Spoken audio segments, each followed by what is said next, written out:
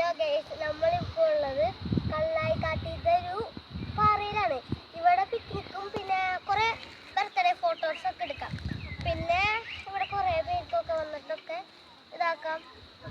പിന്നെ കുറേ വശങ്ങളൊക്കെ ഉണ്ട്. ഇപ്പോൾ ഞങ്ങൾ മൂന്നാമത്തെ വശമാണ്. വലിയ സ്ഥലമുണ്ട്, ചെറിയത് നാട്ടിലേക്കാണ് ചെറിയത്.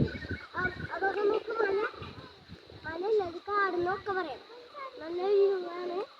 അല്ല, ഇതാണ് ഇവിടുത്തെ സ്ഥലം.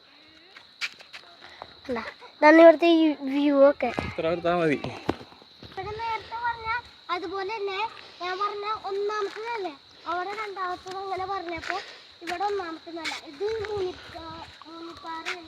കുറെ സ്വാമികളൊക്കെ തപസ് ചെയ്തെന്ന് പറഞ്ഞു കേട്ടിട്ടുണ്ട്. അതിൻ്റെ പേര് മൂന്നിപ്പാറ.